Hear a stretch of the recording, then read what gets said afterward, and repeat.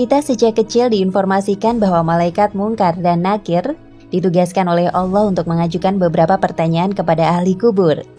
Hanya saja pertanyaan yang muncul kemudian, bagaimana dua malaikat ini menjalankan tugasnya, sementara pasien atau ahli kubur yang mesti diperiksa begitu banyak? Dalam sehari saja berapa orang yang meninggal karena suatu sebab di sebuah negara? Belum lagi dengan orang yang meninggal dalam sehari di berbagai negara di dunia. Bagaimana kalau dalam satu waktu banyak orang yang meninggal, baik di tempat yang sama maupun menyebar di berbagai belahan dunia? Syekh M. Nawawi Banten, Syarah Nuruz Zalam ala Aqidatil Awam, menjelaskan bahwa banyaknya jumlah orang yang meninggal dalam satu waktu dan satu hari dan sebaran lokasi orang yang meninggal di berbagai belahan bumi tidak menghalangi malaikat Mungkar dan Nakir dalam menjalankan tugasnya. Dengan kata lain, mereka semua akan mendapat pertanyaan yang sama seperti ahli kubur sebelumnya di alam barzah. Bila sekelompok orang meninggal dalam satu waktu di lokasi yang berbeda, mereka semua tetap akan ditanya oleh Mungkar dan Nakir pada saat itu juga. Tidak ada halangan karena itu semua. Lihat Syekh M. Nawawi Banten, Syarah Nuruz Zalam ala Aqidatil Awam, Semarang, Maktabah Toha Putra, tanpa catatan tahun, halaman 17. Hidup memang pilihan, namun kematian adalah pasti. Hal ini menjadi ketetapan bahwa hanya Allah Subhanahu wa Ta'ala sajalah yang akan kekal selama-lamanya. Jika malaikat maut sudah menjemput, maka manusia akan kembali kepada Rob yang telah menciptakannya. Namun sebelum akhirnya kembali kepada Allah, manusia terlebih dahulu akan memasuki alam kubur. Di alam inilah dua malaikat Allah yakni Mungkar dan Nakir memberikan pertanyaan kepada jasad yang kembali bersatu dengan roh tersebut. Dua malaikat ini datang saat langkah ketujuh dari orang terakhir yang meninggalkan kuburan. Rasulullah Shallallahu Alaihi Wasallam menggambarkan bahwa dua malaikat ini begitu menyeramkan dengan tubuhnya hitam legam, mata biru terbelalak. Suara malaikat ini bagaikan petir. Keduanya kemudian mempertanyakan beberapa hal yang menjadi penentu di mana selanjutnya arwah mereka ditempatkan. Rasulullah Shallallahu Alaihi Wasallam bersabda, apabila si mati dikuburkan, datanglah kepadanya dua malaikat hitam legam, laki biru matanya. Salah satu di antaranya disebut dengan nama Mungkar dan yang satu lagi disebut dengan nama Nakir. Lalu keduanya mendudukan si mati itu setelah dikembalikan rohnya ke dalam jasadnya. Kemudian mereka menyoalnya, apa yang pernah engkau katakan mengenai orang ini? Muhammad Sallallahu Alaihi Wasallam.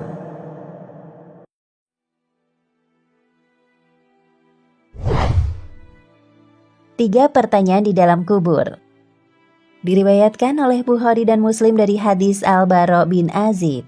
Jika seorang mayit sudah dihadapkan pada alam akhirat, maka akan datang padanya dua malaikat, yaitu malaikat Mungkar dan Nakir, yang akan bertanya kepada sang mayit tiga pertanyaan. Ketiga pertanyaan tersebut adalah: pertama, man robbuka? Siapakah Robmu? Kedua, wa ma dinuka? Dan apakah agamamu? Ketiga, wa ma hazar rujulul ladzi bi'itsa fiikum? Dan siapakah orang yang telah diutus di antara kalian?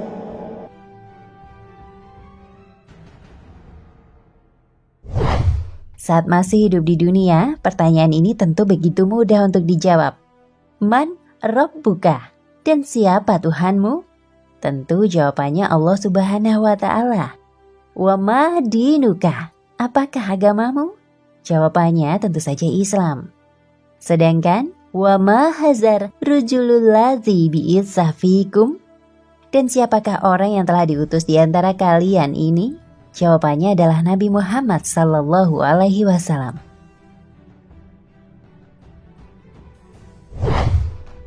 Namun ini tidak semudah menjawab ketika di alam barzah. Jika si mayit merupakan orang yang tidak beriman dan bertakwa kepada Allah, maka dia tidak akan mampu menjawab ketiga pertanyaan tersebut, walaupun dia hafal semasa di dunia. Orang yang bisa menjawab hanya orang yang bisa membuktikan itu ketika ia masih hidup di dunia. Itu pun wajib dibantu doa oleh saudara-saudara yang masih hidup dan baru saja meninggalkan pekuburan.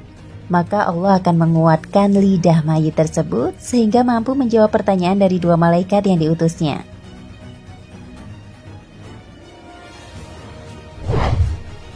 Tiga pertanyaan ini disebut juga dengan fitnah kubur. Dalam tanya jawab inilah penentuan nasib si mayit ke depannya.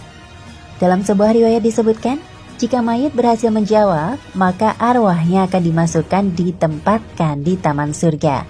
Siapa yang selamat di alam kuburnya, maka ia akan selamat selama-lamanya. Dan pada satu riwayat oleh Abu Daud, bahwa baginda Rasulullah SAW bersabda, lalu diseru oleh penyeru dari langit, katanya, sungguh benar hambaku, maka bentangkanlah kepadanya satu hamparan di syurga, dan pakaikanlah dia pakaian dari syurga, serta bukakanlah baginya sebuah pintu ke syurga.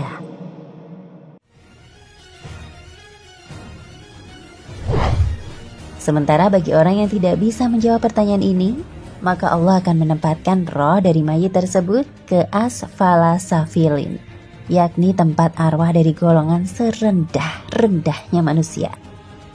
Di sana manusia akan mengalami berbagai macam siksa kubur sebelum akhirnya dimasukkan ke neraka pada akhirat kelak. Dan menurut satu riwayat oleh Abu Daud, lalu diseru oleh penyeru dari langit, katanya, sesungguhnya orang itu berdusta, maka bentangkanlah kepadanya satu hamparan dari neraka, dan pakaikanlah dia pakaian dari neraka, serta bukakanlah baginya sebuah pintu ke neraka.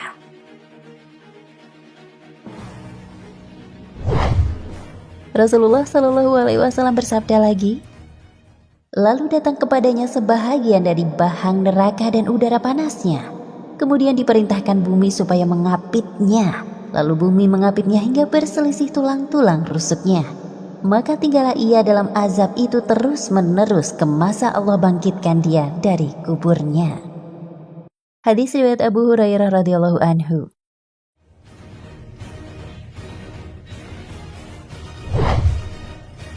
Mengingat hebatnya tanya jawab di kubur, setiap manusia perlu mempersiapkannya sejak semasa hidup.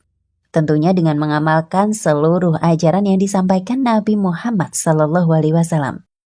Wallahu a'lam bishawab.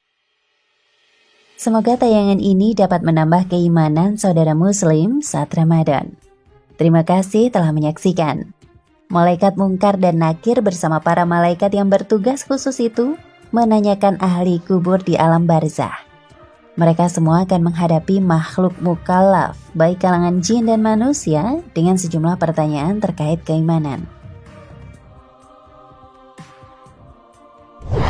Artinya, Imam As-Suyuti mengatakan, mungkin saja malaikat yang disiapkan untuk itu, bertanya itu banyak, seperti malaikat hafazah dan seumpamanya. Pertanyaan secara khusus ditujukan untuk ahli kubur yang mukallaf meskipun bangsa jin, tidak untuk bangsa malaikat. Lihat Syekh M. Nawawi Banten, Syarah Nuruz Zalam ala Aqidatil Awam, Semarang Maktobah Toha Putra, tanpa catatan tahun, halaman 17 hingga 18. Dari pelbagai keterangan ini, kita mendapatkan informasi bahwa malaikat Mungkar dan Nakir, meski hanya berdua atau bersama para malaikat lain, tetap menjalankan tugas yang diperintahkan Allah Subhanahu wa Ta'ala. Keduanya tetap bekerja tanpa terkendala jarak dan jumlah ahli kubur serta waktu. Wallahu a'lam.